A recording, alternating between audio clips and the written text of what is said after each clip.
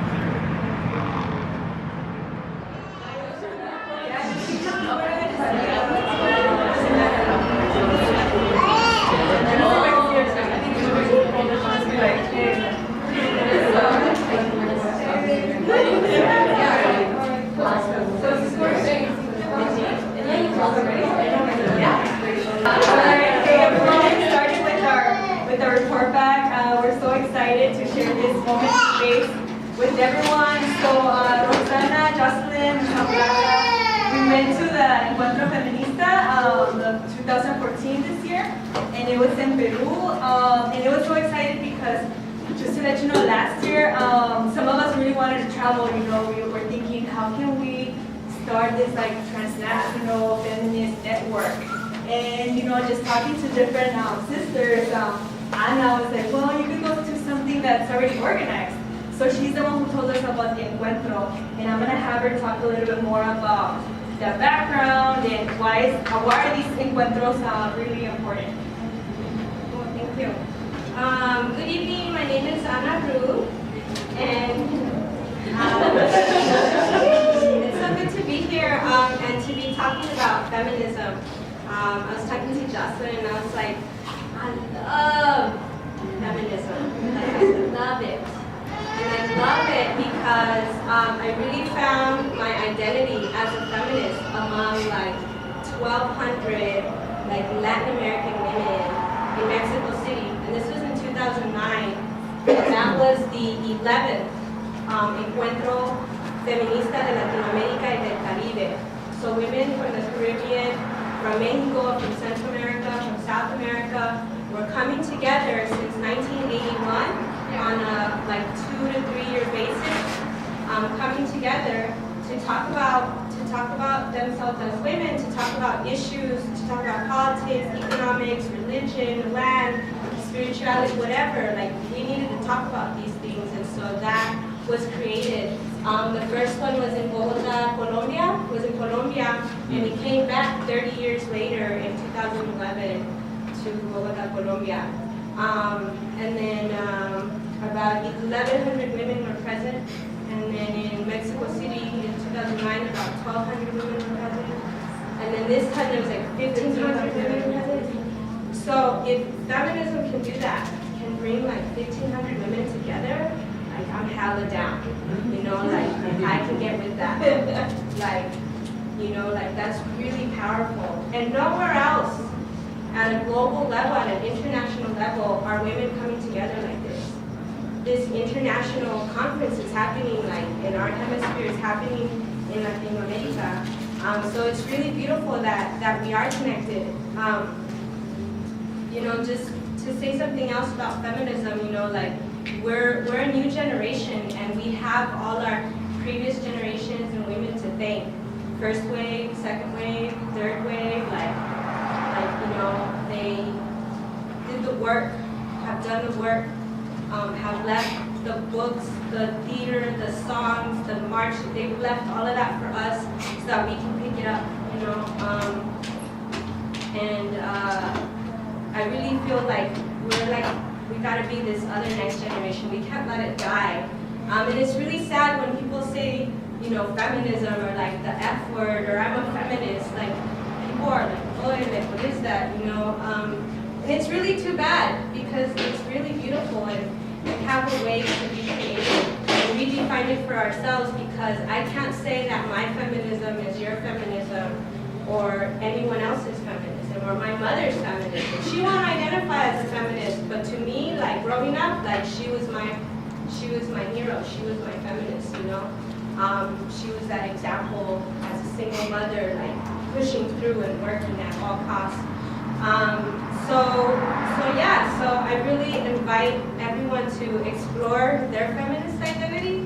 You know, you don't have to be a woman to say I'm a feminist. Like you know, I call my partner a feminist all the time because he's with me, so he's got to be a feminist.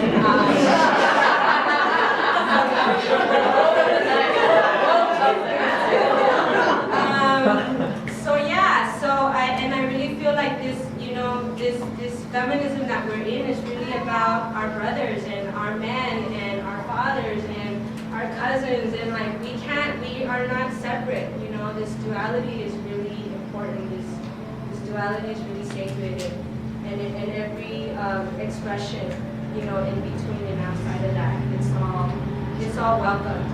So I'll leave it at that, and I'm so happy that that there was a group of women from LA that went to the conference in 2011 in Bogota, Colombia. There was a small group of about 5 women from New York, that went to the conference, and myself and Leilani Montes, who is another organizer in New York. She's from South Central. She's from LA. She's a filmmaker in New York. We looked at that group of women from New York, and we were like, we gotta have a contingent from LA.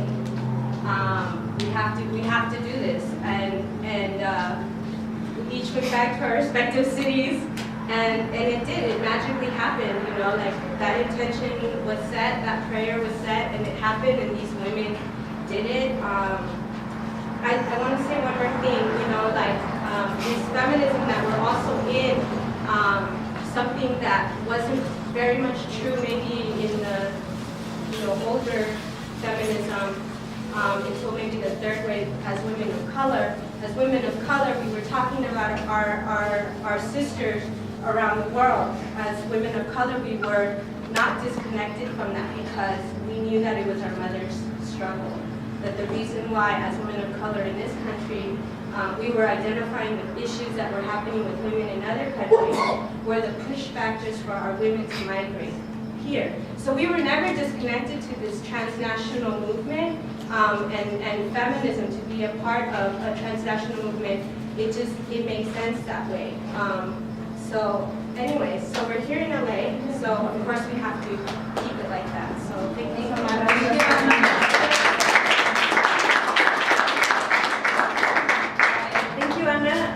So my name is Roxana, and I'm going to be providing a little bit of the context. So what was this Encuentro about, and what was we feeling there, and what did we experience? So first of all, as some of you know, we were having fundraisers to kind of get us to the conference. So this conference wasn't free, right? So the women that we met there also came from fundraising efforts. It wasn't just like these middle-class women representing their feminism, but it was like also bringing in their community to the conference, and some of them also had ideas of reporting back to their communities. So just so you have that idea of like, it wasn't free, but there was also like an effort for everyone to kind of bring, come together and send women from their countries too. And I think the organizers also had like a scholarship where they were able to fund some of the indigenas from people to come to the conference as well, because caro, like everything's expensive. So that was really nice to be part of that, and thank you all who were very supportive in any way. So some of you maybe didn't donate, online, but you came to our events or you shared the word. So that, we're really grateful for that. I was really struggling, like personally, with money. So, like, thank you so much. I was hustling, like I named my mom tortas, you said I was vending for $5, so we were trying to, find different ways of like hustling and getting money. So I really appreciate the invitation for them to, come to the conference. So the conference itself, it was kind of like a meeting, like a big meeting for all these feminists, right, to come together, and not everyone agreed on the same thing. Right, so you have feminists who were on this point, some of them were at this level, and feminism is plural, right? So there's different types, different branches of feminism, and that was beautiful because we didn't all have to agree to to spark dialogue, right? And that's what feminism is about, is that you keep building, you keep learning, and you keep constructing a feminism that fits you and where you live and where you're coming from. So there was, like Ana said, there was 1,500 women there, and there was people speaking French, Portuguese, Spanish, Spanglish, Bochas, you know, de todo. So that was really nice. At first it was like, oh my God, like I can hear Portuguese and I can hear French, but then you kind of like sit in and it kind of just becomes like this big dialogue, even though you don't understand what they're saying, right? But just them being there and being present, you can tell that we were aligned, right? Politically, our intentions and our personal intentions were aligned. So the theme of the conference was Nuestros Cuerpos, Nuestros Territorios. So we were speaking about our bodies as a way of resistance. So we know that capitalist patriarchy uses women's bodies as a vessel of exploitation, discrimination, oppression. And so the conference was really about taking like empowerment of your body and like how we can use our body to fight back, because our bodies are sacred and there's so much we can do with our bodies and there's so much to learn. And this conference really gave us like kind of like a reflection, like, what can you do with your body, even though, this system tries to put us down so much because it's set up for that the female body be like an easy target, So that was really nice to see how women resist. And so the alfombra roja that we did outside, that's one example of how you can use your body to like physically make a statement. Because we can go to marches, we can go to protests, but sometimes just being present is already like a statement. And just so being present at the conference itself is already something so powerful for us. So, as Ana mentioned, there was another compañera, Leilani, from the East Coast that we met, who then knew someone else, who knew someone else, and then they kind of all just like, I know you from Instagram, I know you from Facebook, so somehow we all knew each other somewhere or another. Like one of them, I have an email that she sent me in 2010.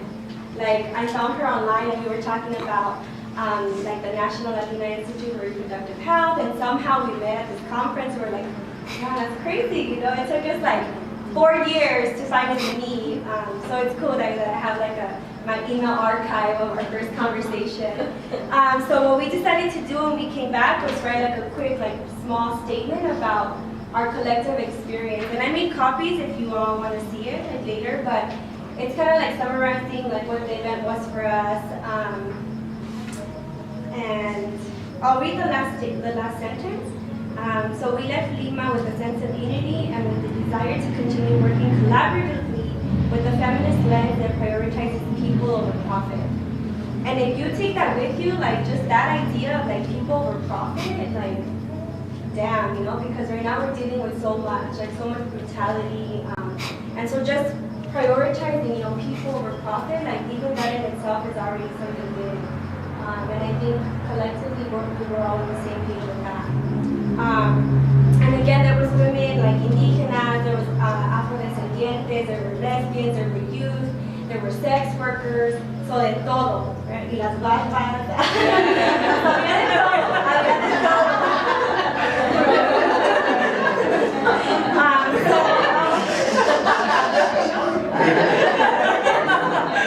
So we have copies of that if you're interested, and we're also going to be posting it online on Facebook. So yeah, can I add anything else? I think we should get into the Prezi. So what we did here was we collectively worked again with the mujeres from the East Coast, and as well as our collective thoughts, and just try to consolidate a very concise presentation of what we experienced there in terms of talleres, feministas we met there, and talleres are workshops. So there were a series of, the way the Encuentro was split up or kind of worked out was in the morning, everyone was together in a huge auditorium, and there'd be a plenaria or a panel discussion, and different feminists from different countries were invited to be a part of these panels and to discuss different topics like sustainability, mi cuerpo, mi territorio, so like our own bodies, how do we use them within our feminism. So that's how the morning was for like a couple hours each morning, and then we would split up and we would go to these workshops, which would range from a workshop of maybe 50 mujeres to a workshop of maybe 10, and they it'd be like small dialogues, or maybe it would be a documentary screening we would go to. And so it was spread out in mainly a main square, the park in Lima, but then we would also walk to different areas to watch documentaries. So it was kind of spread out along Lima. So what we're going to do is we're going to first talk about some of the workshops we attended, then we'll talk about some of the feministas we met there, and some of the campaigns that we want to just share with everyone. So going right into the workshops.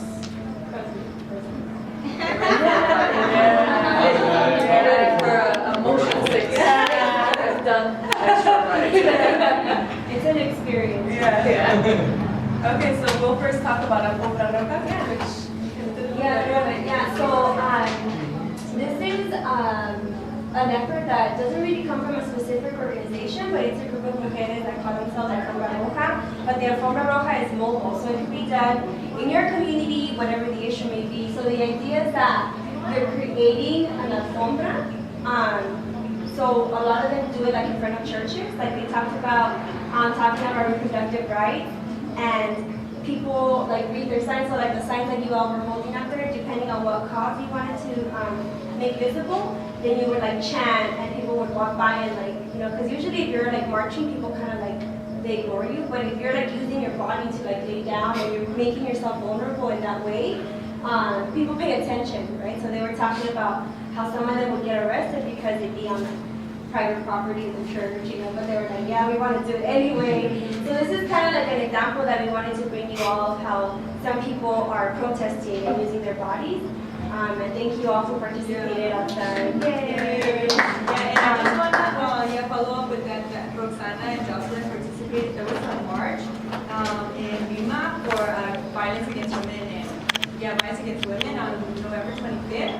And a bunch of women, you'll see some pictures, a bunch of women, they were wearing red, and they took up space, you know, with this intervention in Alfombra Roja. So as Roxana mentioned, we could do it, you know, like even like right here, space, taking up space, community. So it's just an action. So it was really cool to see that. And I just want to, so as we work here together, we can make a bigger statement than individually. So that's kind of like the logic behind doing the Alfombra Roja, is that we're doing it together. So if they step on one, they step on all of us. That's kind of the logic. and kind of like the statement that was said several times was Alfombra Roja. Yeah. So red carpet para que no nos pisotean nuestros derechos, so they don't step all over our rights. And so another part of this movement was like the visual part of it, like taking a photograph of a red carpet coming down like a city building that's restricting, or like cathedral steps. So creating this action that is photographed, so it also becomes like sort of like an art piece, and then it's shared throughout social media a lot because of the visual effect of it as well too. And then you'll see some of the signs like "Mi vida tiene valor," like my life has value, I have the right to choose, no more violence against women. So, and then there'll be a lot of chanting.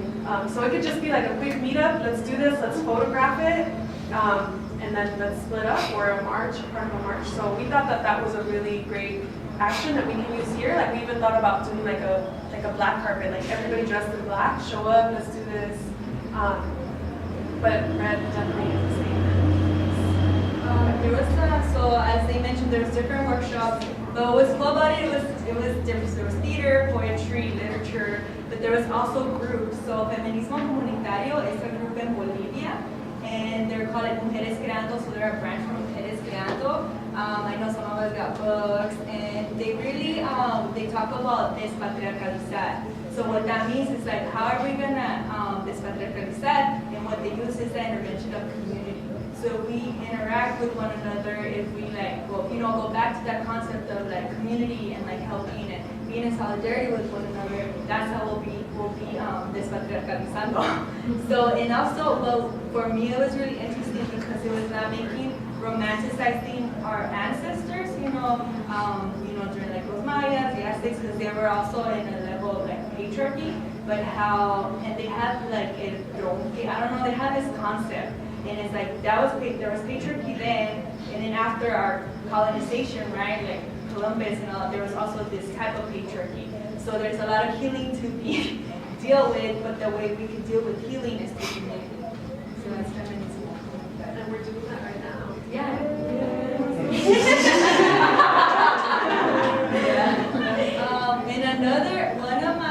So some of us, which is cool, we're already doing work in our community. A lot of you here too, we're organizing. So, and a lot of us went with intentions of like, okay, I'm interested in this. So when we would go to when we would see the program, I'm like, oh my God, this is here, the program. So, for example, like Feminismo Comunitario. And I went already with the mindset of learning more about Economía Feminista. And I'm going to share a little bit more later today. So Economía Feminista is more of it's a proposal that feminists have been studying, like, okay, we live under this very patriarchal capitalist, economic system, so how can we use, the way women live, the way, like by sharing our resources. So it's a proposal, and even like talking about domestic work, how can that get valued by the state, by society. Yeah, and I was in this workshop as well too, and I thought it was interesting that we, everyone is on that mission for success, right? Whatever success means in our society. And now we're seeing more women who are having families, but also trying to go and succeed, maybe through a career or whatever. But then oftentimes, who stays home with their children? Other women. So there's still oppression within even that. Yeah, there's different levels. So I thought that was really okay, autoconocimiento menstrual. So I attended this workshop, and then we talked about it a little bit too, so we'll talk about it. But I thought that this was a really awesome workshop, and we're gonna do a little bit of artwork during today's workshop.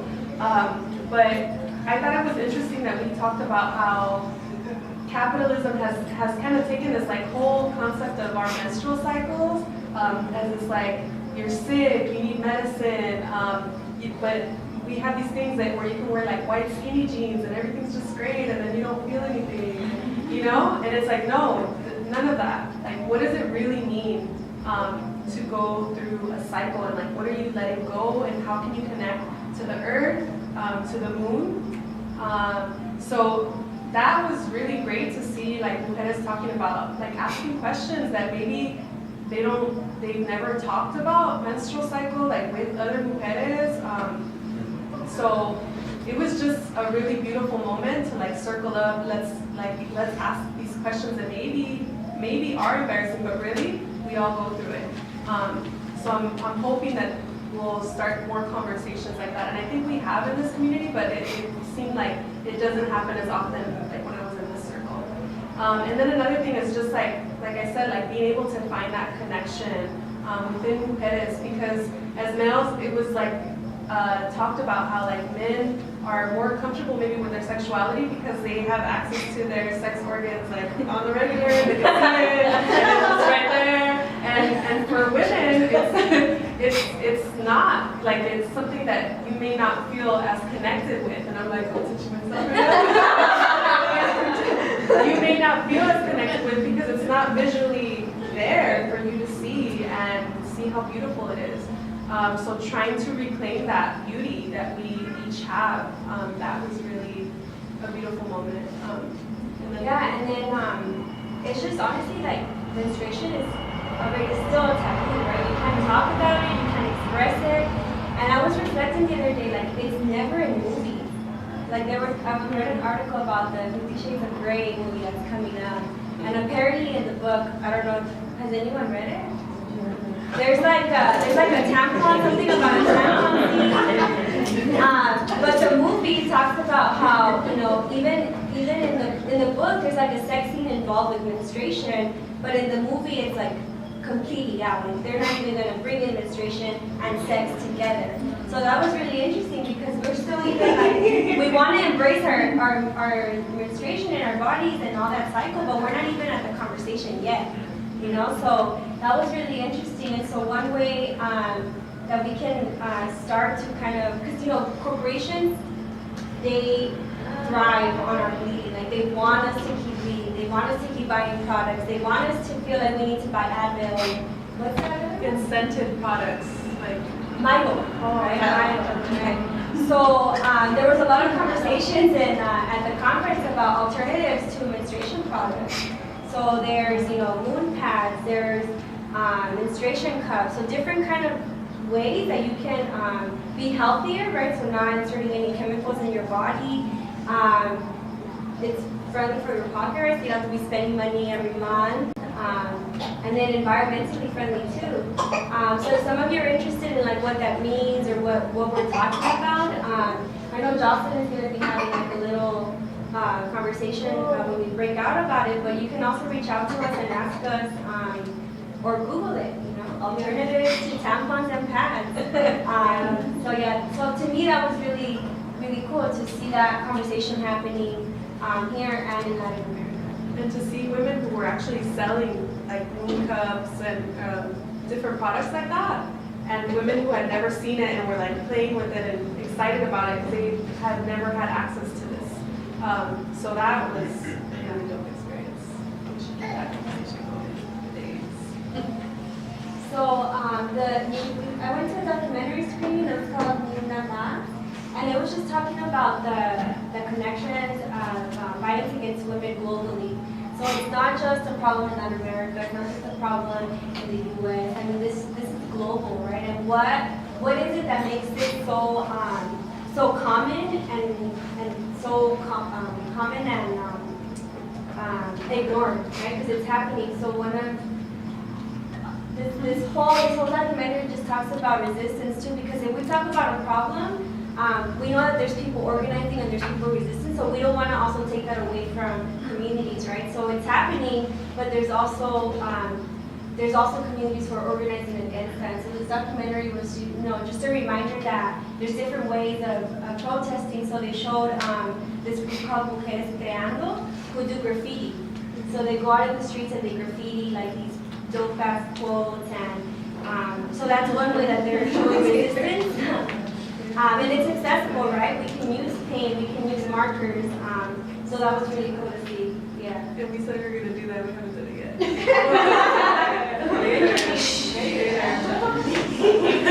Here's how much we need to start. Yeah? Oh, okay. So the situation of sexual and reproductive rights in Latin America is deep, right? There's so much to talk about. And what's really beautiful though is that there's people working together, so they're creating these networks to support each other.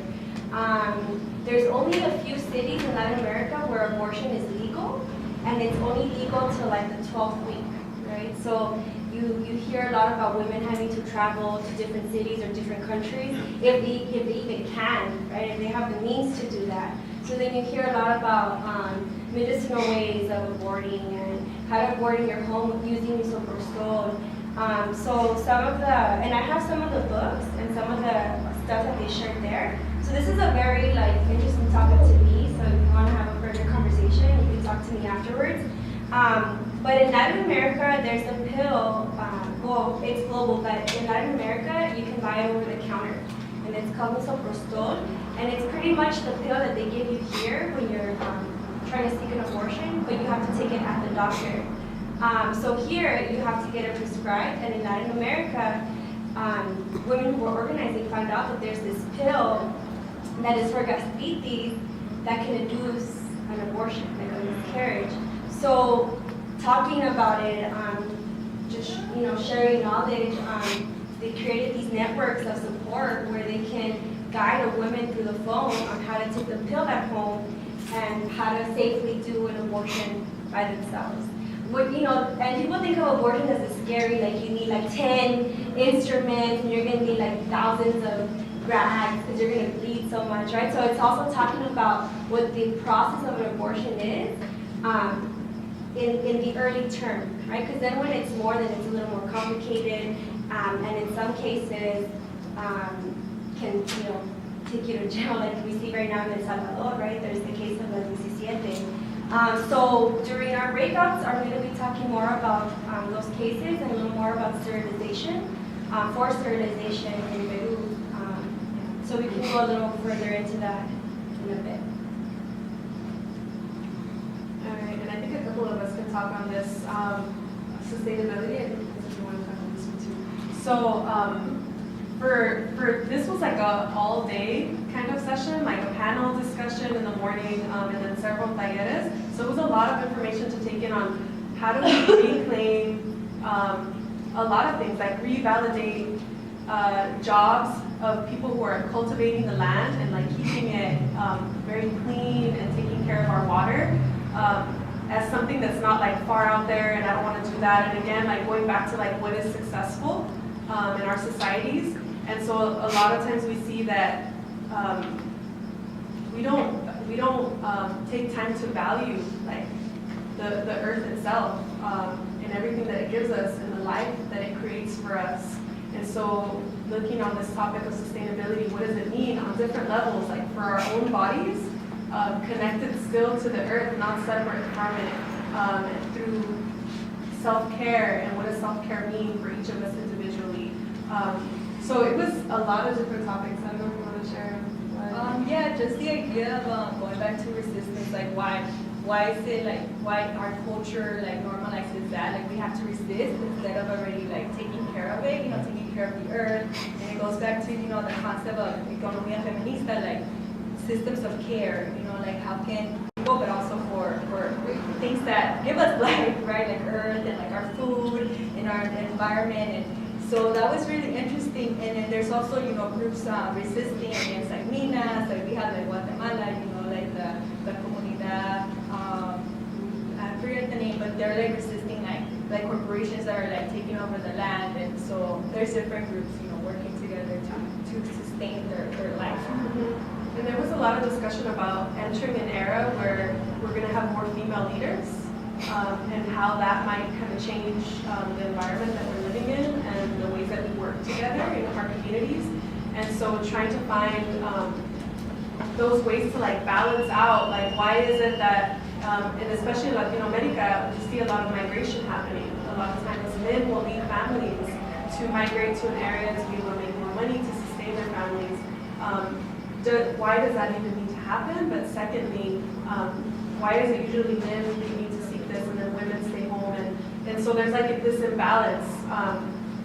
And that's not really getting to like the root of the issue, which is why migration is even happening. But trying to create that gender balance so that there are, again, like more women who are able to go to school, to seek careers. Yeah, okay. Let's keep going.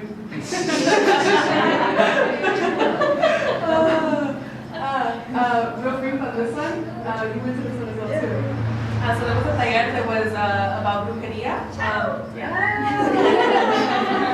And about reclaiming things that have been passed down to us by our ancestors that we, Western society kind of pushes aside and sees sometimes as like evil or scary, or I don't want to mess with those hierbas, I don't know what they're about, right? But really trying to reclaim that and understand that that's part of our ancestry, that's part of who we are, part of how we connect to the earth, and part of how we heal together. And so we, it was also a lot of talk about like colonization, seeing that as like this evil thing, and like women, brujas, like being killed because they were fighting that oppression, and being seen like, so now we're trying to reclaim brujas, right? Like I am a bruja, and that's not a negative thing, that's a very beautiful thing. We have our brujas nights all the time. Yeah.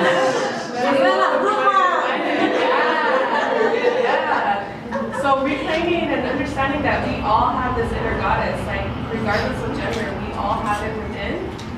And so trying to find a way to align with that again. And this is just a photograph of one of the talleres. So it was sometimes like lecture seating like this, other times it was just circles on the grass. All different types of workshops that we had. We also wanted to talk a little bit about what we saw. Yeah, so I just want to share like an experience, because there's so much that I saw, right? But I just wanted to share, like, just to give you like a idea del ambiente, what was going on. So we participated in a march, and we held traffic, right? So we created traffic, and so people were pissed off, because we were just taking the streets. We didn't need any cops to like, chaperone us. We just took the streets, and that's what marches are about, taking the streets, taking up space. And people were so uncomfortable, especially men, that one of them came out of their car and tried punching one of the compañeros. compañeras. Like it got violent, right? It got violent to the point where our presence made people so uncomfortable to the point where they felt like they had the entitlement to act on that. You know, and so that was just one example that I can remember where it's like, dang, like this is scary for people. You know, people coming together, thinking, having a dialogue, debating, creating, learning together. It's scary, especially when it's a bunch of like dope women, you know. Unas con armpit hair, otras con pelo así. Like there's so many different variations of women that if it's not like the hegemonic looking women, then it's scary, right? And it's like, oh, that makes me uncomfortable. And I want to do something about it, and oftentimes it's violent, right? And so, and that happens here too. Like all the experiences that we're sharing and the issues, it doesn't mean that it's just happening in Latin America. I mean, we have compañeras getting stopped in the metro here, you know, and so it's just a conversation to continue and to dialogue about it, taking care of each other. Because when that happened, oh hell, everybody got together, nos pusimos alrededor de la muchacha, and like I had to back off, you know. And some other people also that were not part of the march helped out, and then also during the march, people joined the march. You know, even though they weren't part of the conference, they felt an invitation to be part of the march, and that was really nice. You see people coming together. For me, what I saw was just an abundance of like organizing and artwork everywhere that you turn. Like there were the workshops and things that were scheduled, but there were also people who went and were like, we're gonna do our own thing right outside this other workshop, and you're welcome to join us, you're welcome to join this little conversation on the grass right here. So everywhere that you turned, there was something going on, which was really beautiful. Or, oh, do you know about this get together that's happening today at 3 o'clock, or tonight we're all going to they had events after each day. They had like kind of like parties, but it was also another. They were parties. They were parties.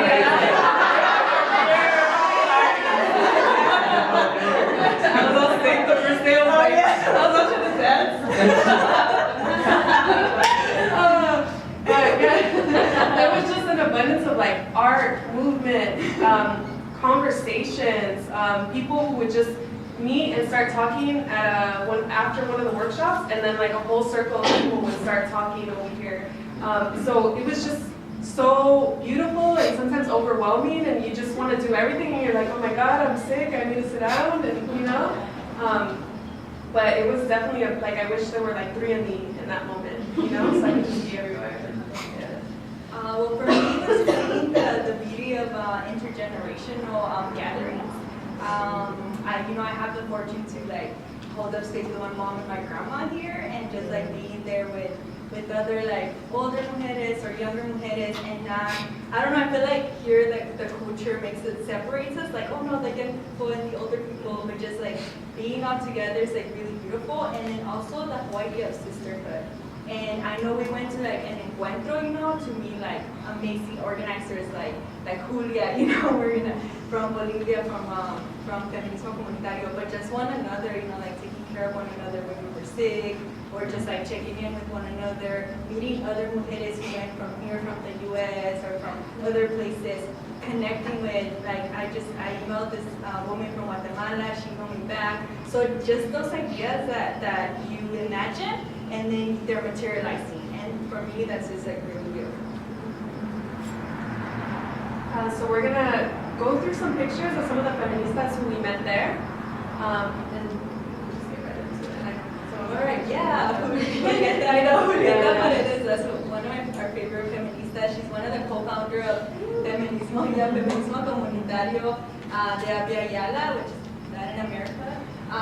And yeah, she would take up space. There was a situation, you know, they were at the end, they were trying to figure out like where was the Encuentro going to be at for the next 2 years, for 2016. So there was this event like, okay, Uruguay, and it was between Uruguay and Bolivia. And then at the end there was more like, I guess, people from Uruguay or from those regions. So Uruguay, you know, won. So yeah, the next Encuentro is going to be Uruguay. But then Bolivia and Julieta gets a mic, and she's like, all right, but we're going to have the first Encuentro de los Pueblos Indígenas en Bolivia. So we were all like, yeah, she was like, we're like, go following rules. Yeah, so that was just over.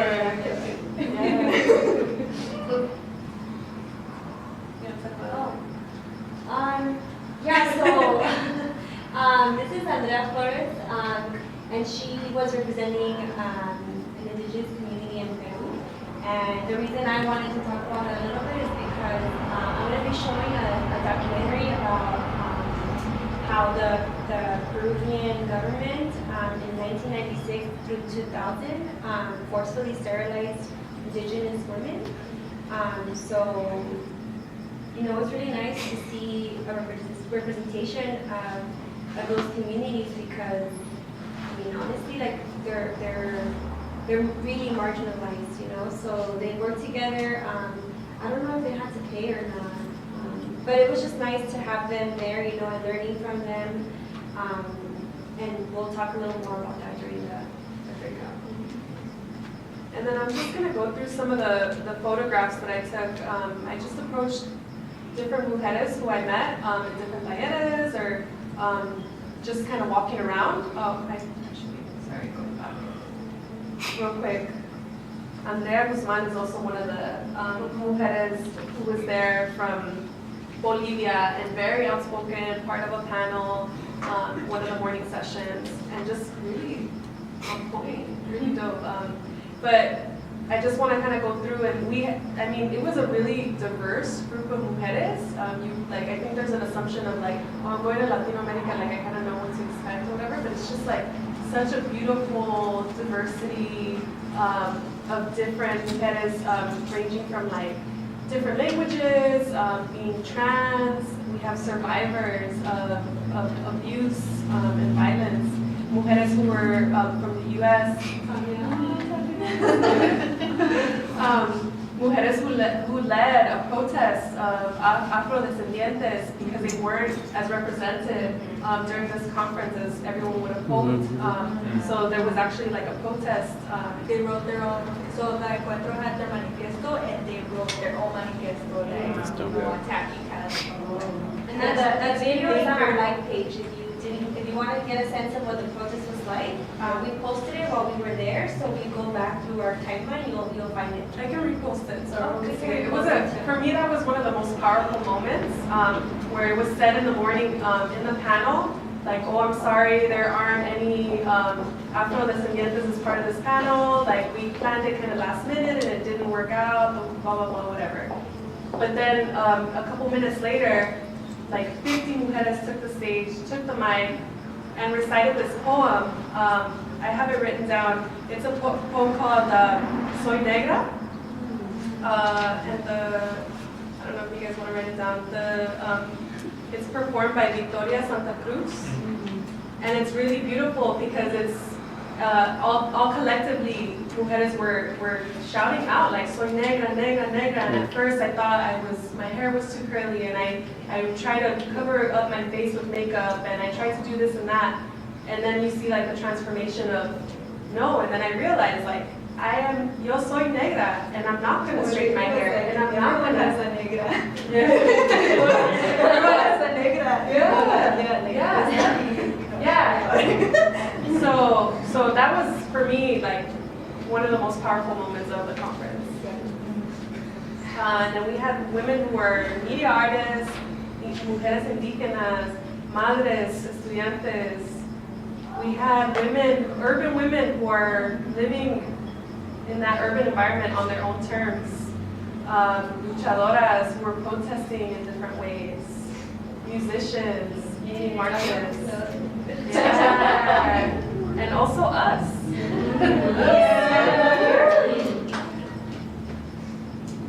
So we're going to talk a little bit about some of the campaigns we saw there. Yeah, really fast, okay. So yes, la ratificación del Convenido 189, it's women from Central America and South America, which they're trying to pass this resolution so domestic workers can get benefits, they can get paid. So this has been going on, and right now the state does recognize and they do provide some fair, wages.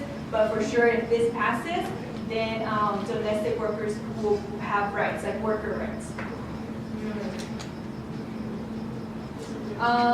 Okay, so por un lugar,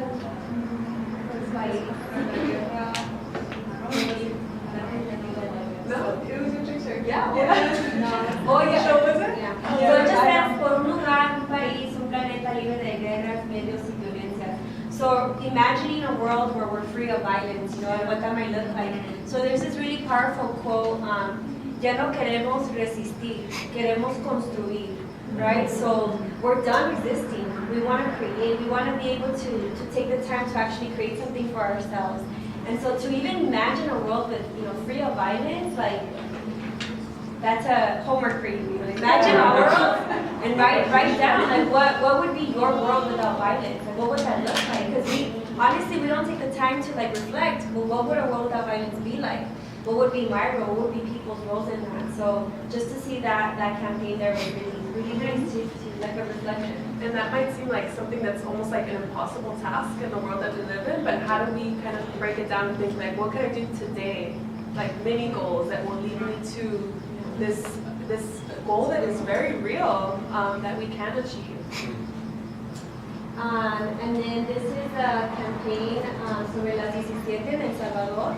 So abortion is completely illegal and criminalized.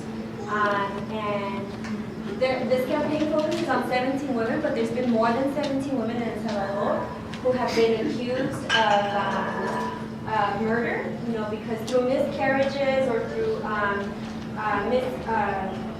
imposed abortions, like self-abortions. And one case of Guadalupe, she was pregnant, right, and she was alone when her contractions started, and so she gave birth to a stillborn, and she went to the doctor, and so the doctor didn't want to get in trouble, so they lied, right, and they said, oh yeah, she induced it, like she was performing an abortion. So she was falsely accused, and then she was sent to jail, right? And even in the jail, people were really rude to her, really mean to her, because it's a very Catholic state, right? So everyone was like, you know, murder, and she was like ostracized in the jails. And so this campaign really focuses on not only letting those 17 women out, but also fixing the laws in El Salvador so that they're not so cruel, you know?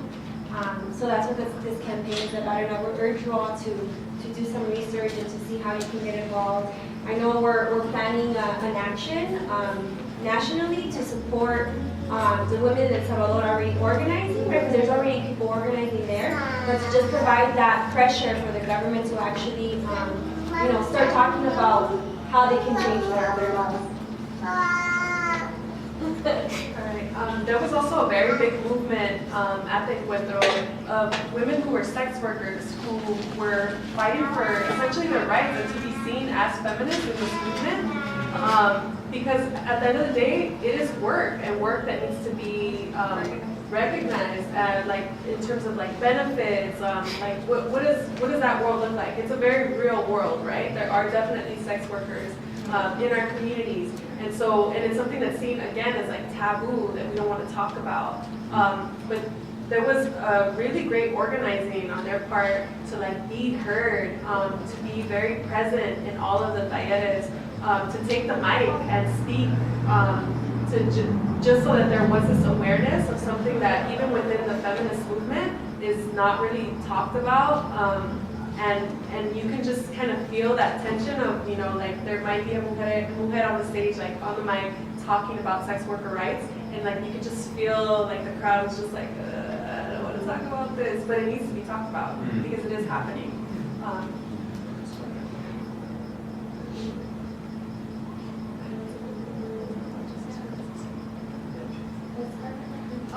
So Leilani, she was there at the Encuentro, Yeah. and she helped. She helped Kimberly. Some of you might know Kimberly Bautista. She did this documentary called Justice for My Sister. So they screened it at the Encuentro, and then there was also dialogue. And if you all seen the documentary, you know, it's about a woman who gets killed, you know, in Guatemala by her boyfriend. So there's how that Kimberly follows her sister. So that's why she's trying to get justice for her sister.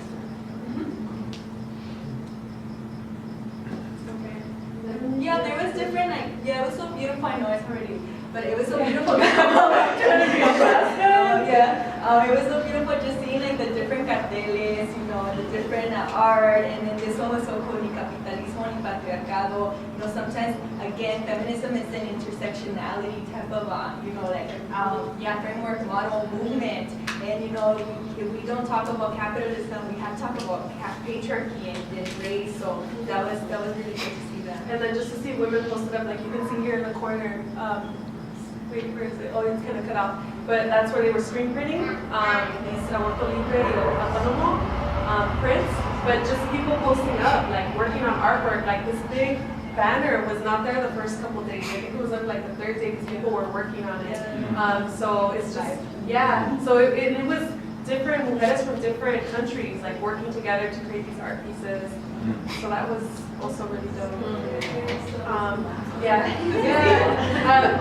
Before we were gonna do breakout sessions, but I think because our group is a good sized group, we're able to stay all together. Before I forget, I wanted to shout out to the OVAs. I wanted to just thank the OVAs for allowing us to share space, to meet here, to be able to present to each of you. This is a community space that depends on donations from everyone, and at a time where we've seen spaces like Corazón del Pueblo have to close its doors, we want to make sure that spaces like this remain open so that we can continue to share and grow together. So please, if you have anything to share, we would greatly appreciate it. It's all going to this space. So thank you. And then just a couple words just on the space. So thank you so much for y'all. Oh, my name is Marianne. But thank you all for for asking us if y'all can use this space. We were really excited. And so this is La Concha. How many of y'all have been here? Thank you for coming. But yeah, just reiterating what Jocelyn said.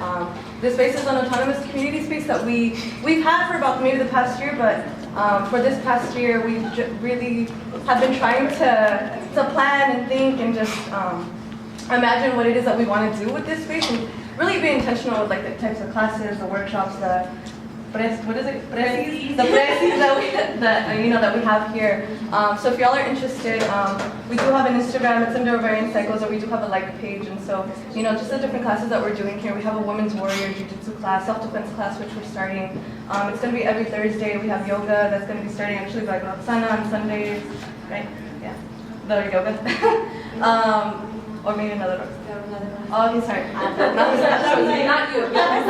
Sorry. And yeah, so like I said, we just really want to be intentional with all the different classes that are coming about. And so just reiterating, this space just runs all by donation, and so it's really important just as just a women of color space that we are taking up space. We're taking up public space, but we also have the privilege to be taking up this private space. So y'all donations are really helpful. So anything literally goes directly to the space. So thank you.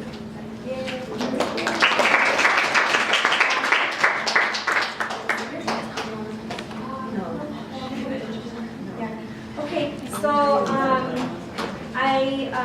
we wanted to bring back as many things as we could, and I'm going to be showing like a 7-minute reporte on the countless numbers of forced sterilizations that have been happening in Peru. And for me, this was really important to bring back because honestly, I didn't know much about Peru before I even went to the Encuentro. Like I've been there before, but I was in a visa and I was like, oh my God, I should teach you. And it was all like, quería comprar and all this. But this time around, it was so different, It was like, because I matured.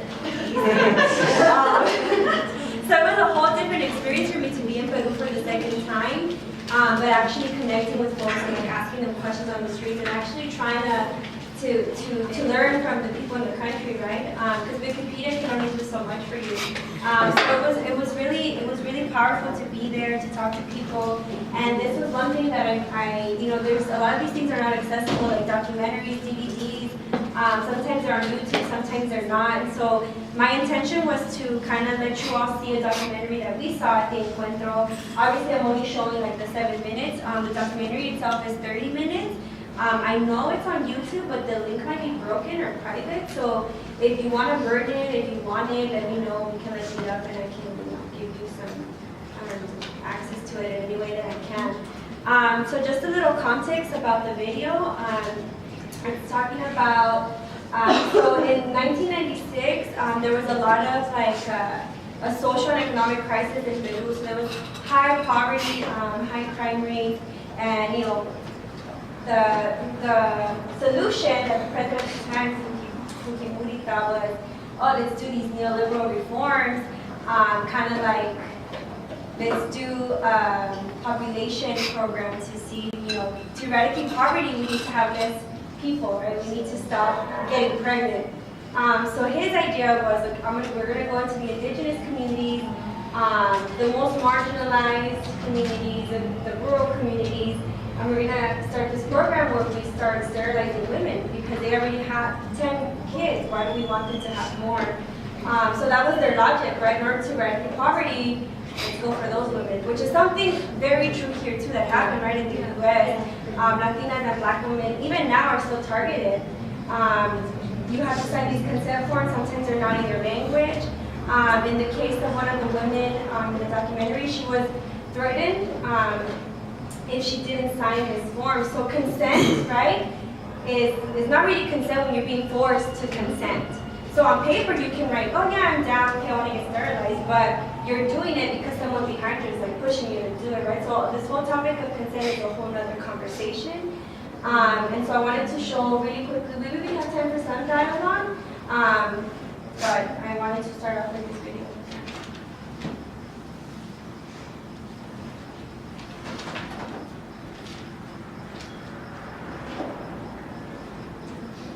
I think it's like reading. Oh.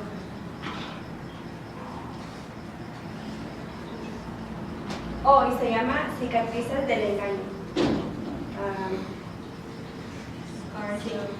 Scars of betrayal. Betrayal. Yeah, betrayal.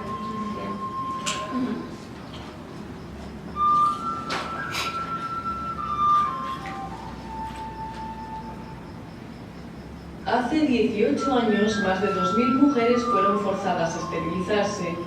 18 fallecieron por complicaciones en la intervención quirúrgica. Las víctimas no han recibido aún reparación y justicia. El gobierno de Alberto Fujimori llevó a cabo una política de esterilizaciones forzadas entre 1996 y 2000 para erradicar la pobreza. El programa alcanzó a casi 300.000 mujeres y 22.000 varones.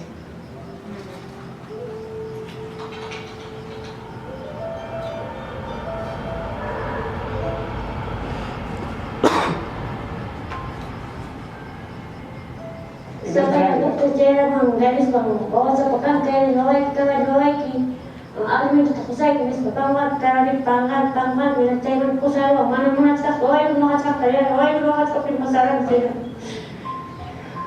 nan po sa ay na happy po sa din ako kaya ay ko na isko sila na problema para sa tayo tayo na naway ko na kan tawa siya na mucha ko na sa ito ya tawa ko na to ni kay ko mga sa pinmasaran Alam itu tak usah ini sebab dia orang tengok serius apa orang sudah. Nanti kurang istirahat, orang kami ni mana orang kami bersama kan kan baik tu pun perawat kami ini biar ni tak sedih. Email hoy una época negativa hoy una semana época según. Tras la operación, las víctimas denuncian que no hay seguimiento médico. Volvieron a su rutina, aquejadas de dolor en su vientre y de caderas. Yo me siento mal, ya no puedo ni cargar peso. Yo no me da ni trabajar en la chapita, si no me trabajo. A 40 kilómetros de la ciudad imperial, las mujeres de Anta fueron pioneras en la denuncia contra la ligadura de trompas de manera forzada. Y yo le dije, no, sostenible, así va. No quiero que me den. No, ¿qué están haciendo? ¿Qué están haciendo? Me tumbaron, que se llama la camilla, me amarraron las manos, los pies con unos geles, y me dice, mira, no te golpees con la señora, cállate, me dice, no. Y yo dije, pero doctor, ¿qué cosas es lo que están haciendo? Micaela Flores tiene 56 años, trabaja en la chacra vendiendo choclo y papas, denuncia que tras la operación no puede trabajar como antes. La ligaron a la fuerza y engañada, los doctores le dijeron que le realizarían un chequeo médico. Tenía 38 años y 7 hijos. Ahora reclama justicia y atención médica. El presidente Ollanta Humala, cuando recién estaba empezando, estaba de campaña acá en departamento buscó juntamente esta el área. Les digo que a las señoras que han sido afectadas por la extensión forzada, sienten un sentimiento de nosotros que nos iba a ayudar. Esta propuesta que nos ha dado, hasta ahorita no la encontramos, ni siquiera nos dice nada. En enero de 2014, una nueva resolución frustra las esperanzas de las mujeres por encontrar justicia. La Fiscalía Provincial de Lima decidió archivar las investigaciones contra Fujimori y sus exministros. Esta resolución se suma al archivo del 2009. El caso todavía no está cerrado. Las organizaciones denuncian que el Estado no ha cumplido con el compromiso de atender sanitariamente a estas mujeres. Y la operación de las era gratuita, pero no era gratuita la atención que las mujeres debían recibir si es que tenían alguna complicación postoperatoria. Entonces, cuando la mujer iba al puesto de salud a decir, a mí me operaron sin cobrarme, ahora tengo otra complicación, decían, no, tiene que pagar por las complicaciones. Había una serie que no había pues garantías ni para la libre elección ni para proteger el derecho a la salud de las mujeres. Después de que se publica el primer informe defensorial, hay un compromiso del Ministerio de Salud de atender gratuitamente a las personas que hubieran tenido complicaciones después de la operación. En 2006, el Estado se comprometió a ampliar las prestaciones del Seguro Integral de Salud a las mujeres víctimas de esta práctica y a sus familiares. Hay 83 mujeres afiliadas a esta modalidad del SIS. Sin embargo, existen más de 2.000 denunciantes. Para la Defensoría del Pueblo, el tema de reparaciones a las víctimas va de manera paralela e independiente del tema judicial que se está viendo aquí. Entonces, nosotros consideramos que una política que podría asumir el Estado para poder realmente mostrar una voluntad por ayudar y salvar estos problemas de vulneraciones sería una de reparación a las víctimas. Esta modalidad del SIS no atiende de una manera diferenciada a las víctimas de AQV. De hecho, aunque algunas de estas mujeres estuvieran afiliadas al SIS previamente y se inscribieran en esta nueva modalidad, recibirían la misma cobertura. Las víctimas vienen luchando porque el Poder Ejecutivo garantice su derecho a reparaciones integrales. Vienen luchando para que el Poder Ejecutivo diseñe y ejecute una política transversal de reparaciones que implique un rol activo de parte de diversos ministerios, tales como el Ministerio de la Mujer y Poblaciones Vulnerables, el Ministerio de Salud, el Ministerio de Educación e inclusive ministerios como el Ministerio de la Producción. Contactamos con el Ministerio de la Mujer y Poblaciones Vulnerables, pero no nos concedieron la entrevista. Resulta llamativo que señale únicamente al Ministerio de Salud para abordar este caso. A nosotros porque tienen que manejar. ¿Y para qué manda esos programas? Porque nos daña a nosotros. Estamos marginados, limitados.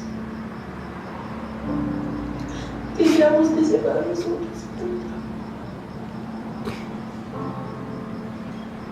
Nos obligó y ahora nos abandona. Nosotros que somos, que haya justicia para nosotros. 18 años de impunidad, pero el recuerdo aún está latente en la memoria de estas mujeres. No olvidan que un día fueron forzadas a esterilizarse. Solo la justicia podrá cerrar uno de los episodios más oscuros de la historia del Perú, mientras las mujeres piden el reconocimiento de lesa humanidad para este crimen y que no quede impune.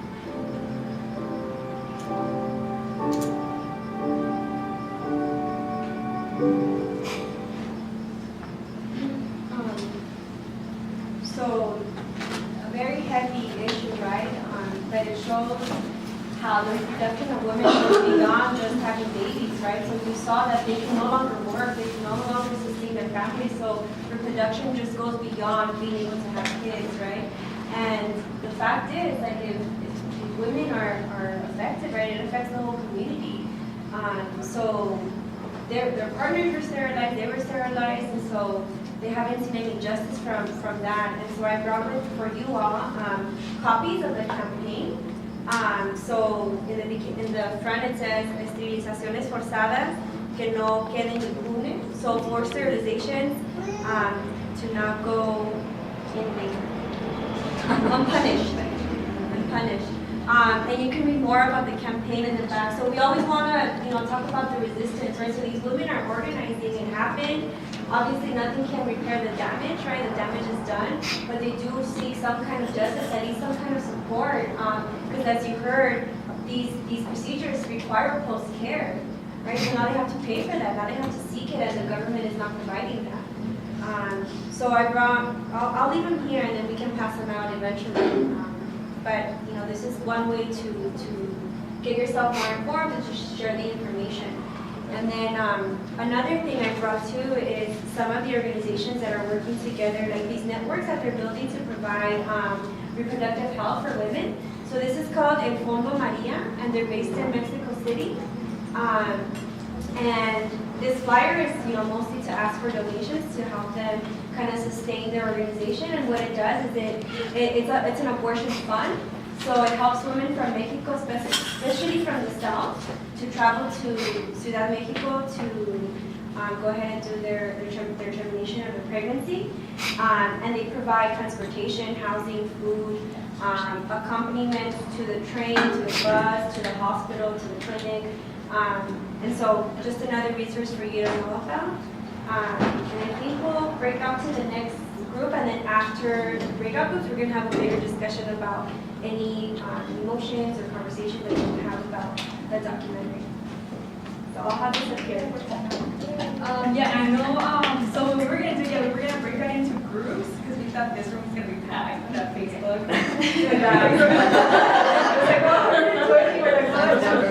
But I know you've been sitting down, so maybe you want to stand up and stretch a little, move around,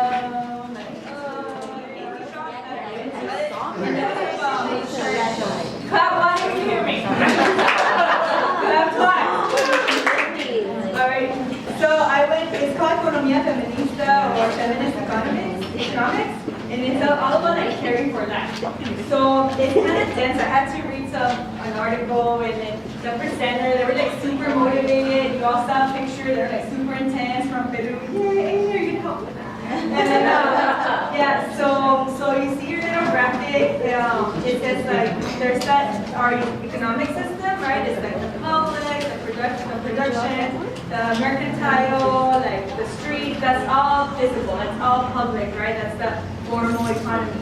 But what's underwater, so we see the private, the reproduction, our community, the household, that's made invisible.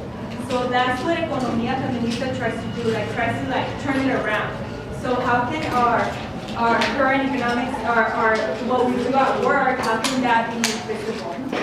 So some of the quotes that I gathered from the feministas, one of them, she said, it is necessary to recognize our interdependence, which means like we all need one another, to survive, but also our autonomy. So at the end of the day, we also need our own space, right? So how can we do self-care?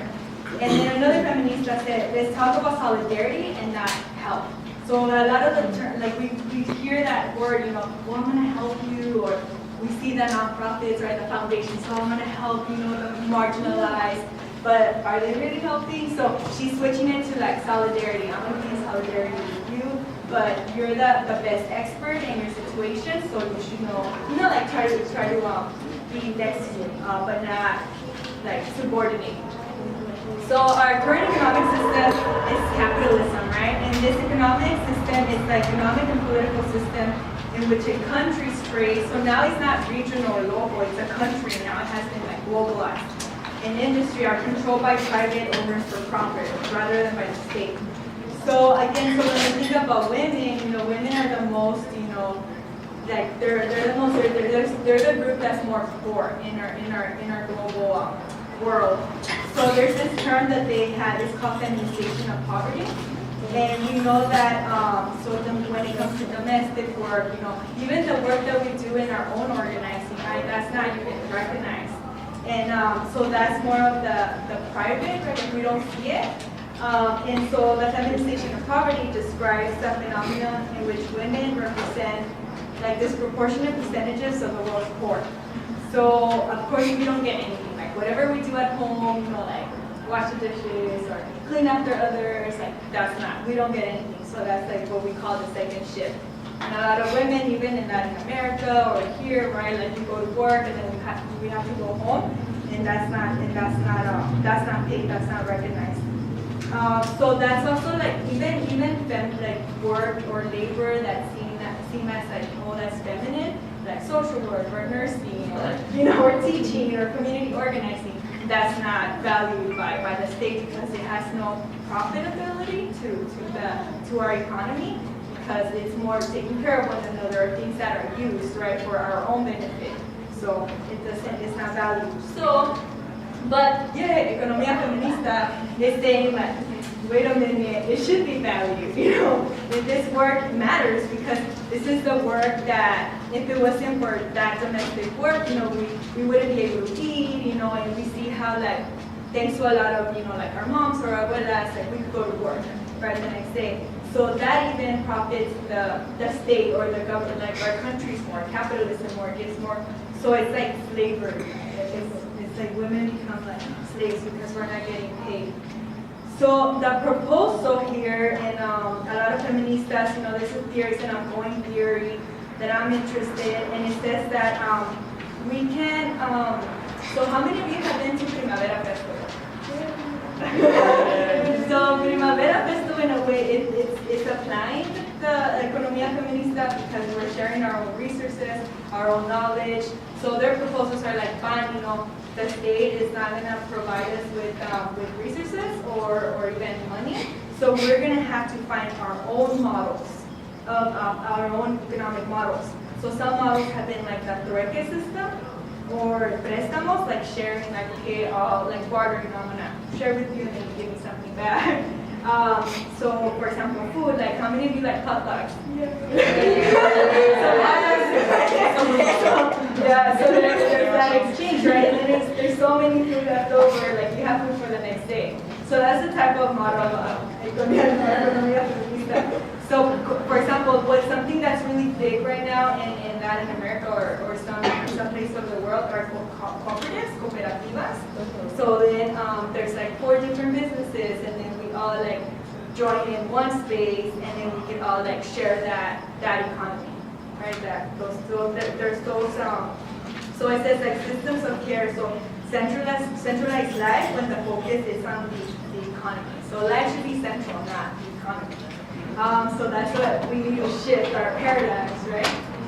So there's this organization, if you all want to research them, they're in Guatemala, they're called AFEDES, and it's called Asociación Femenina para el Desarrollo de Zacatepec. And Zacatepec is a region in Guatemala, and it's with over 1,000 indigenous women members promoting their political participation and social empowerment. Founded in 1993 by a group of Maya Cachiquel women seeking to improve their economic opportunities. So it's great because I've been in contact with one of them.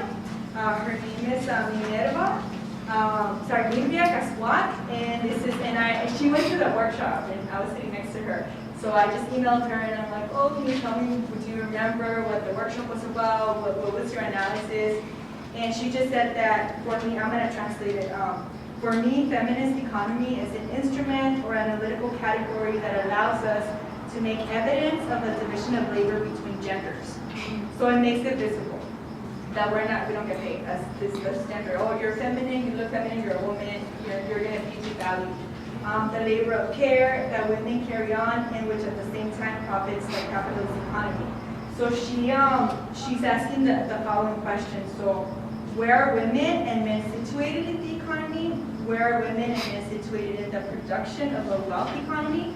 So right now we live under like this wealth economy, right? But maybe we can imagine like back in the day, there was these trueques or barter systems, but we can imagine or we can create our own types of economic systems that will benefit us. What value does the work of men and women have in our countries? And why are women excluded to do the domestic labor? And what happens is because there's that feminization of poverty, that's what happens, that forced sterilization too. Those are issues of like patriarchy is very oppressive, and that's what women have to go through. So some other criticisms of Economía Feminista has been that it's only been seen at the household level, like the division of gender work, the labor of women and men. So, for example, one lady, and the whole thing is to boycott. They were like, oh, boycott, they say like if you wash dishes all day, like stop doing it and then save time. Like boycotting is so hard, right? So hard. So save that time for you to like read a book, you know, and that would be like your self-care. So there was an anecdote, like this lady, she shared that her husband would always put like the, basically sus calzones in the shower, like his underwear, in the shower. So she would have to, every time he would shower, like she would go and like pick it up and wash it for him. So she's like, enough is enough, I'm gonna stop doing it. So she took a step back, she boycotted that time, and he would have to do it, right? But I know it takes a process and time. So that's what that's the proposal, is like boycott. But again, the criticism has been it's only in that sphere of the household, but what about the community? What about the public? So imagining like economía feminista within the state or institutionalized, I don't know, that's another study, but that's what I learned.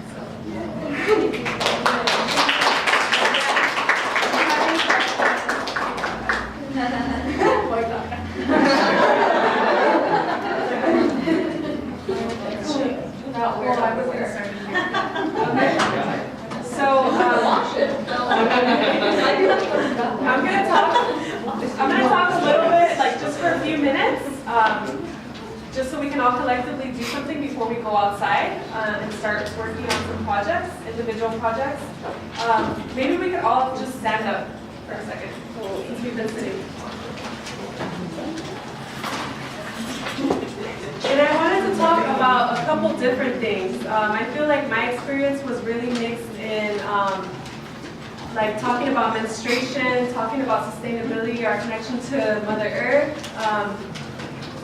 and just trying to find that connection in terms of like self-care with ourselves too.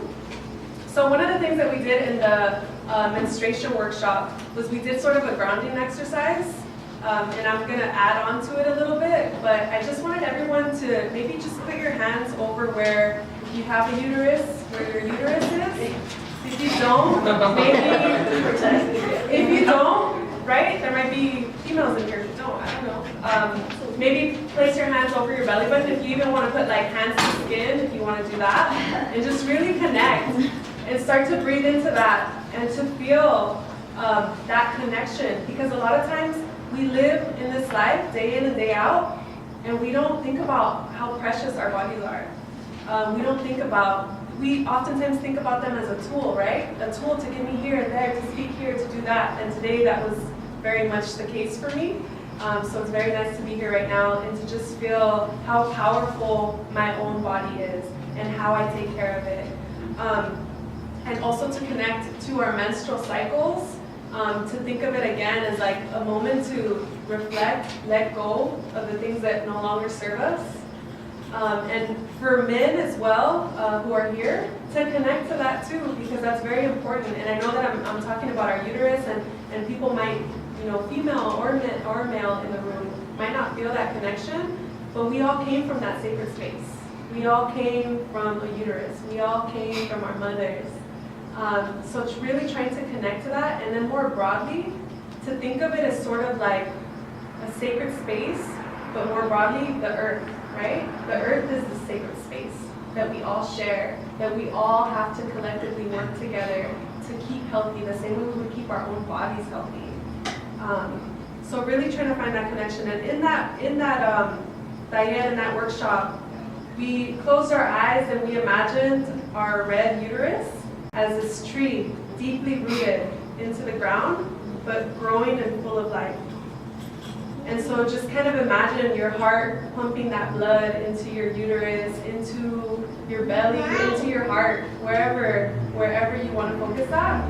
And that's kind of where I want you to visually be when you're outside painting or drawing.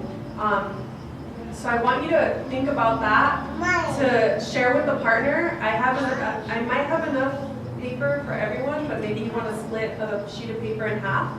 And everything that I have outside is all red. Red markers, red paint, red crayons.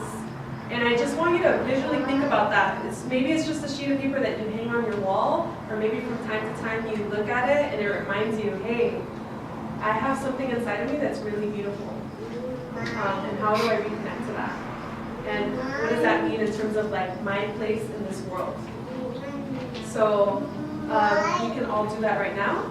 Right outside, there's 3 tables that have all the paint and everything. So we'll go ahead and do that. And then we'll do that for maybe about like 10 minutes. So right now it is 7:45. Let's come back like at 7:55, and then we'll all dialogue and we'll share together. Cool? Yes.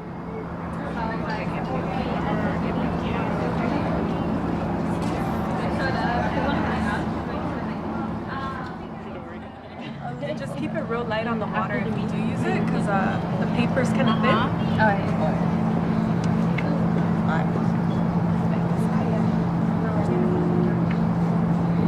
Hay una de Snapchat y una plantita. Oh, right. Oh, wow. I think this is something that we did at the conference. Yeah. The what? I have a bigger person. Remind me of your name again? I'm Jolene, I'm the national chair. Nice to meet you. I'm Jocelyn. Jocelyn. Yeah. I was only able to go to the sharing through your artwork right now, and through like letting us have an opportunity to share this like beautiful information and experience that we went through. But we also want to hear from you. I know that an hour and a half, 2 hours is not enough time to go through like days of information that we went through, but based on what you heard today, we want to start any conversations, answer any questions that you might have, and then talk about next steps.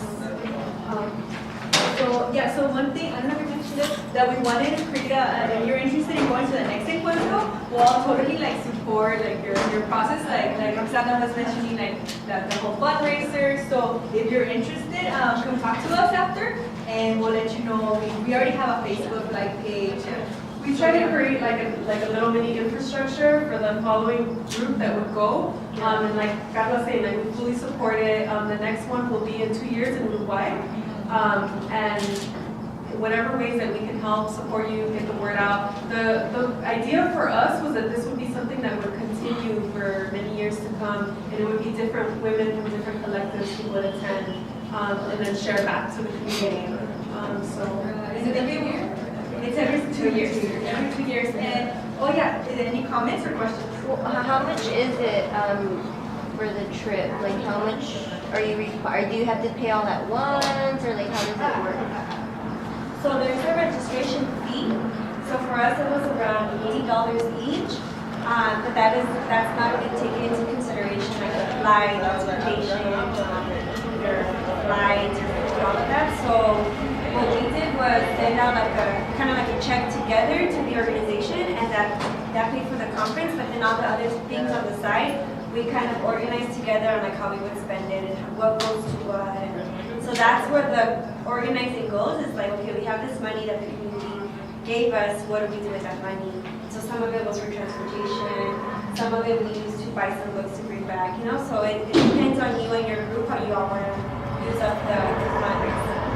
So and then it's in Uruguay, which means it's probably more expensive than Peru. Yeah, but there's also one in Bolivia.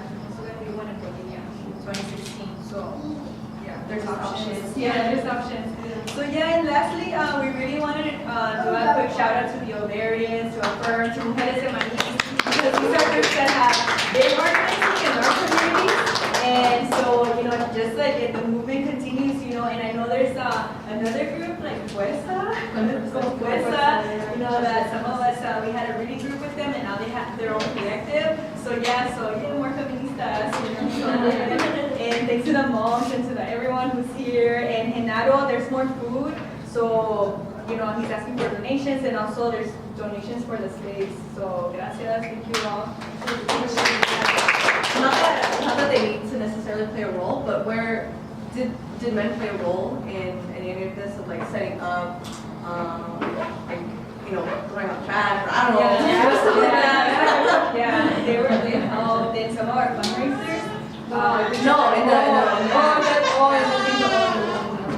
At the Encuentro, yes, there were help set up everything from like staging, the tents, Or like the workers. behind the scenes, but in terms of, because yeah, you're saying like taking out the trash. trash or whatever. Yeah, there were men who helped out, but not in terms of like presenting or anything like that. It was all like, even when you went into register, it was all women. So men were just really behind the scenes, not really like part of it. Also, they weren't invited to. Yeah. Oh yeah. Yeah, like that's like the main thing is like, they don't want to open up the space because it's like a huge meeting on where we're at, you know, so they feel like if they were to open it up to men, then men would overpower the space, and I think they tried to trans, it just didn't work out. So the men that were there working were there because that was their job, because they were from the company. Yeah. So, yeah, men are not invited. So that was the conversation that Jay spoke, like, will that open the door? And then what about those who identify as trans men? You know, so that was a conversation, and they're still working on that. Like if you go on their website, they have like a concluding statement, and it talks about all those contradictions and those challenges. What was on the? Sorry. We'll go with Julie. Okay. So you touched a little bit on the presentation by the sex workers, and I was actually really interested in that. I know that was like just a blip in your entire presentation. Thank you, but you know, I come from the other strand of feminism that believes that women are pushed by imperialism, capitalism into prostitution. You know, and that we should attack the source, right? Imperialism, poverty, and I think your comment like really highlights some of like the strands of feminism. And you know, people on the outside always think like, oh, we're like one big feminist family, and we're actually not. There's like a deep political struggle internally too. And so I was wondering, other than like the issue of prostitution, you know, what other things did you see that women struggled out? Because I mean, they think that we're just like, yes, you know, women power, but like we're like highly ideological, you know, we're like, we take the work really seriously. So I was just interested because it's something that echoes like in the Asian feminist movement, like this exact debate. So I don't know what else did you see was like a point of struggle? Well, one, I think we mentioned it, I don't know if you were here, was v.entrepuertas. So, you know, the black community now feeling represented. And also one other aspect is like migration. Like we think like in Latin America, that's not, like for a lot of us, you know, we migrate, we immigrate, but that's not one issue. I don't know, it's really interesting. Like maybe we could propose, you know, like transnational migration as a feminist, you know, presentation on that. And then also like Roxana mentioned the trans masculinos, because there were, you know, women and other men that wanted to be in those spaces, but there were some were like, no, I don't feel like you should be. So there was a whole issue that feminism is about power, like privilege, and not about that self.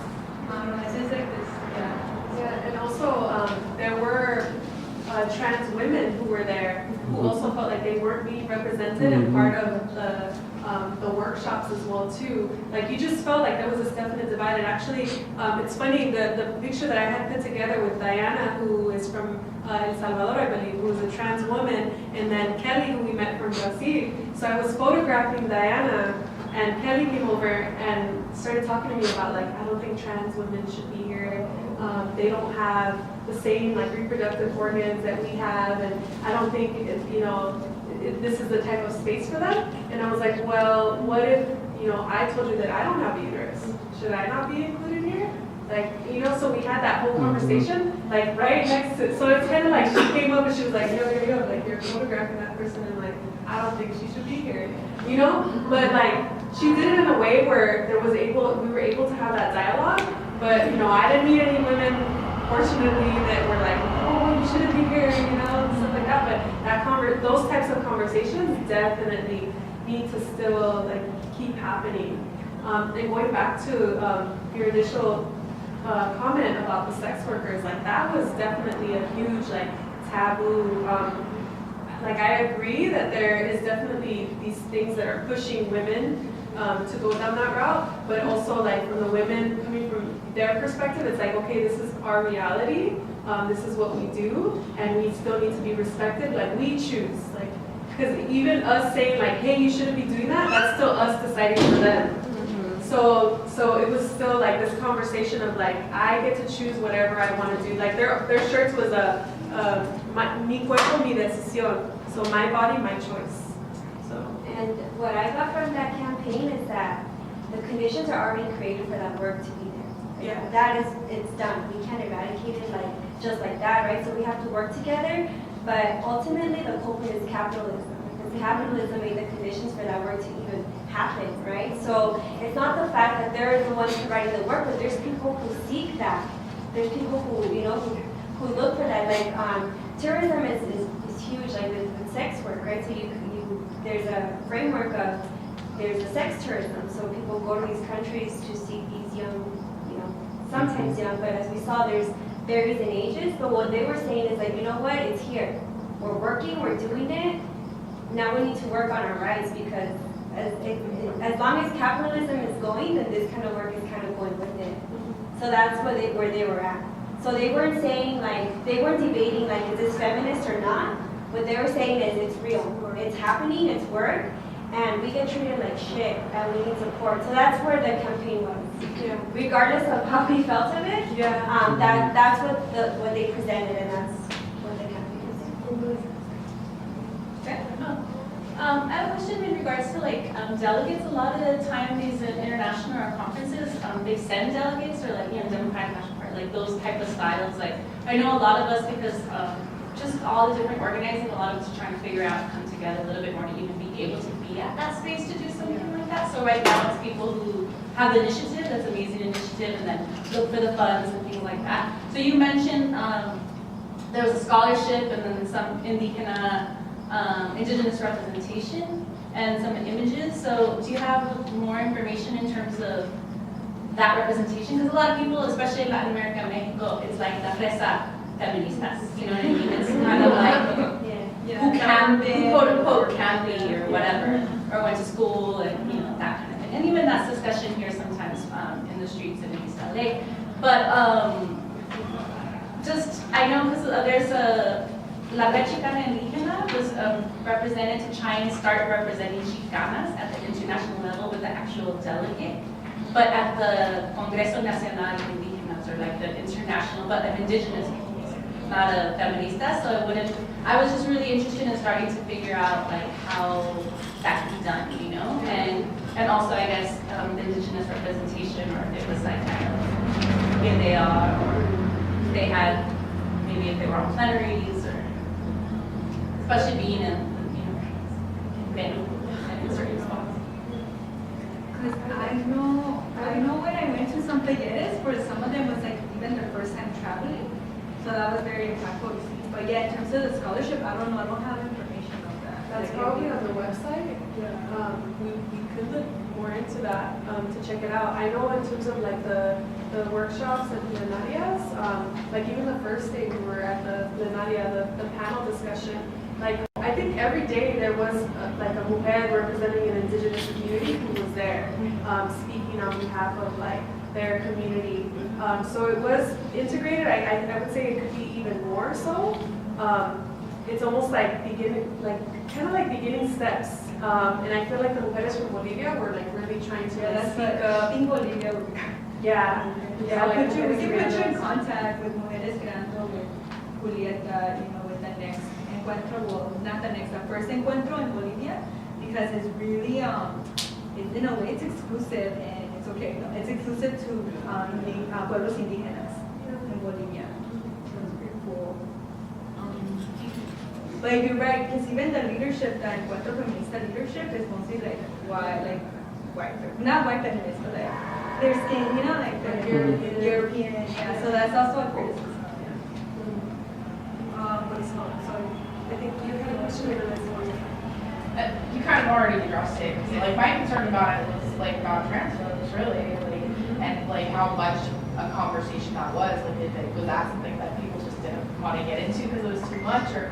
And then you mentioned like somewhere there was this conversation going on online, like that people kind of, or maybe it was like an issue to take up the next time, or what it was. I know I'm part of one of the various communities I'm a part of, but one of them has had a major issue come up about the whether or not trans folks had any where it will go for the next round. Because part of my concern, I guess, is like every 2 years it switches to a different location, a different organizing group. And so I think that a lot of that information, like you get the support from the mujeres who organize in Peru and now in Uruguay, we'll be able to get that feedback. But I don't know how much, right? Like we definitely saw that this was needed over here, like let's make sure we organize to do this, but it's like a whole different group of mujeres.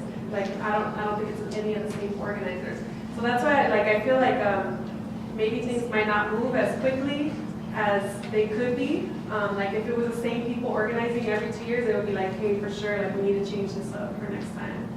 So I don't know.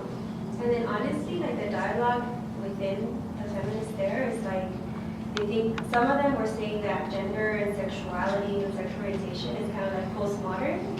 So they were kind of like having that debate, like we have real issues, we don't want to talk about like different identities. The point is that we all need to work together. So like if we start diverting, then we're not getting to the core of their issue.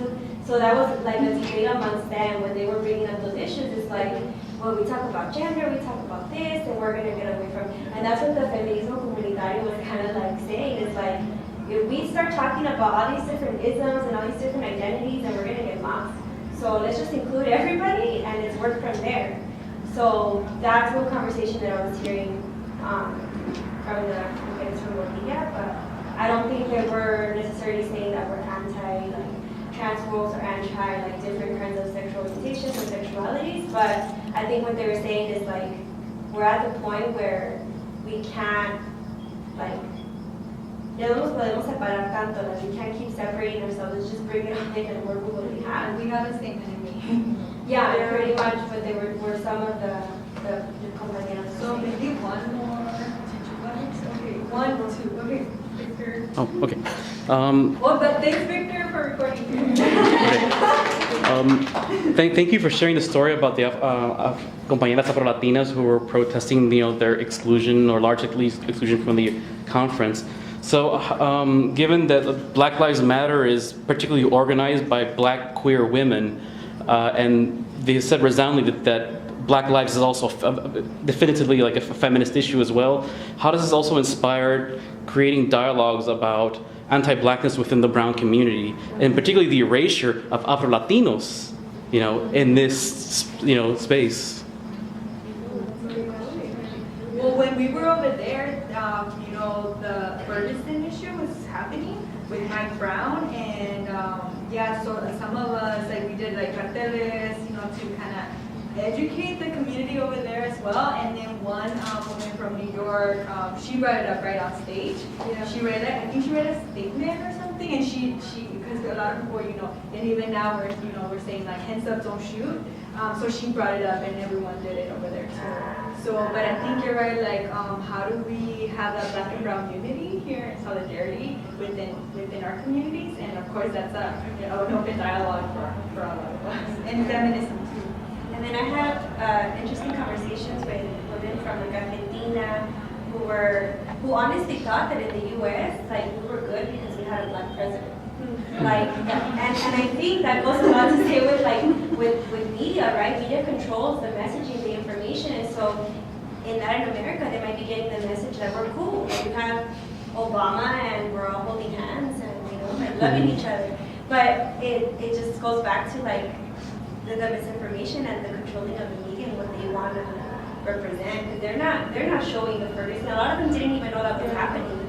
So we were, in El Metro, and in whatever place that we can, in Machu Picchu, I was talking to people about Marisa Alexander and Ferguson, and in those efforts we were able to get some things across, but we also met people who were we're just a socialist, I got into arguments with white men in the airport about it. So I don't know, I feel like if we start collectively throwing, because I don't know, media como que it could be a tool, but it could also be something that gets in the way, So it was just really interesting to see what the perspective of the U.S. is in Latin America in regards to what they have access to on Facebook and websites. So that was interesting. Yeah, I made the sign that I made for the march that we did over there.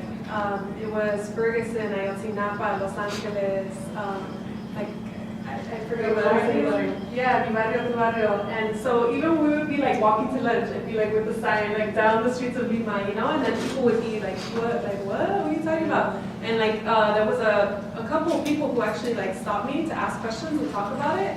And so I would talk about like what's going on over here, which people are like Roxana's saying, are not very aware of in the U.S. But beyond that, like coming back to LA, I definitely agree with you that there needs to be more Black and Brown unity, and to see the movement that's happening with Black Lives Matter is a very powerful movement, and I think it's getting a lot of the support from our communities here.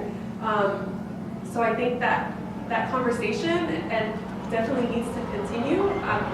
I'm not sure exactly how we're gonna, like, I'm sure collectively we can figure out like solutions. I can't say like, oh, we need to do this, like, you know, but I definitely agree. We'll take one more and then we'll go to announcements. Okay. Well, I was, it might be a couple of questions or it might be one. But first, are y'all an organization? No. So we're all part of collectives, so different organizations. And yeah, but this is like an initiative, you know, so coming together. We're friends. Okay, and about the Encuentro over there, so there was translation, right? There was interpreters, people were interpreting for like different folks who speak different languages. There was sign language interpretation, but there was no headphones or anything. So everything was in Spanish? Everything and Portuguese. Like depending on the person who was facilitating or talking, but we did have some compañeras who were speaking in Portuguese. Okay. And la conferencia is just for Latinos, Latinas, or anyone? Who is it catered to? I think it's catered mostly to like Latin America, Caribbean. Yeah, because we were also like kind of like coming with privilege. Yeah. We come from the U.S. and from the place where colonizers. Yeah. I was called a gringa when I was there. I was like, Sorry, almost done. Do we have a coalition here of mujeres, maybe in LA? Is there a coalition that maybe perhaps like that they can help like with the funding? We're all right here.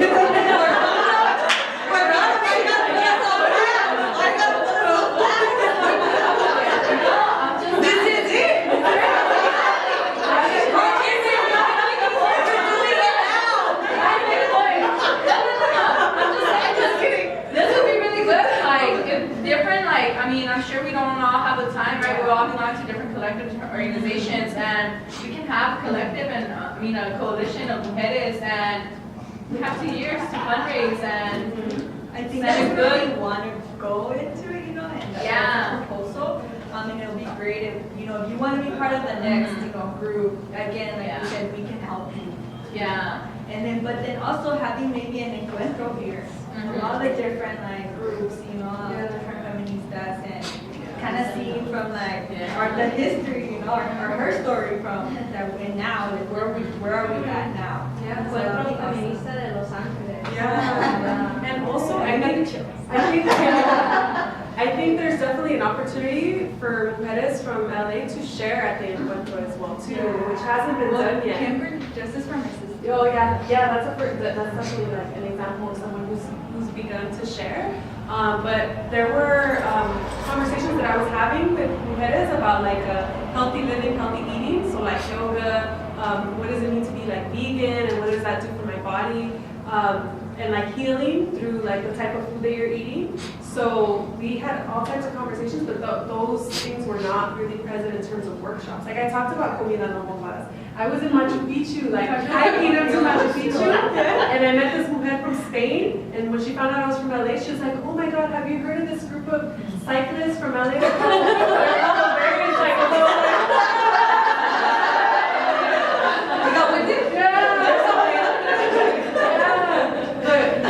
I think that we're doing a lot of really great work, and there's obviously like so much more that we could be doing too, but then how can we also share out, and also coming from a place like, yes, we are coming from a place of privilege, so how can we share back and like understand like, okay, what do people have access to in like different areas, and what information can we share that's like universal to Latino America and Caribbean.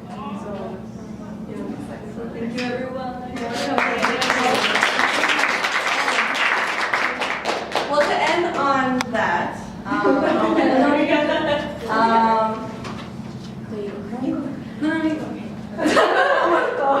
So for the first time ever, ovarian psychos, who you all know, even people in Spain know them. And Affirm, my name is Jolene Levitt, I'm the national chairperson of Affirm. We're a national organization of anti-imperialist and transnational feminist women all over the country. We're going to be heeding the 100th year anniversary call for International Women's Day, March 8th. We want to build a mass rally here in LA. Actually, Ana with Chapinas Unidas before, and we used to be called Gambit. We did one in 2008, and now we're going to do one for the first time since 2008 here in LA. I think it's time. We've been meeting, there's like a lot of things, like if you have any ideas, you know, we're going to be having like open meetings to like bring other organizers to the table. But like really, we're talking about how they're like obliterating women all over the world, including LA, right? They're killing us slowly through like poverty, or they're just outright shooting us in our neighborhoods. And so we want to like put women of color in the forefront, finally, here in LA, like we have that chance. We're going to shut down downtown LA on March 8th, so save the date. 12 noon, and we're still working out routes and all that. We're gonna go in front of the pig. We're gonna go to the LAPD probably, federal building. We're inviting Palestinian women to the table. Basically, we want to shut it down, and we want to invite everybody. Yeah, so we're still definitely in the planning process. So we do have the intentions to hit up as many as we have talked to. You know, we wanted to. I definitely not only did I want to come just because I wanted to come, but to also share with y'all's connections that you have made, you know, just to get that international solidarity support, and just with y'all who are in this room, connecting with your own network. So we're definitely going to build to that. We're going to do that. It's a process. So yeah, March 8th.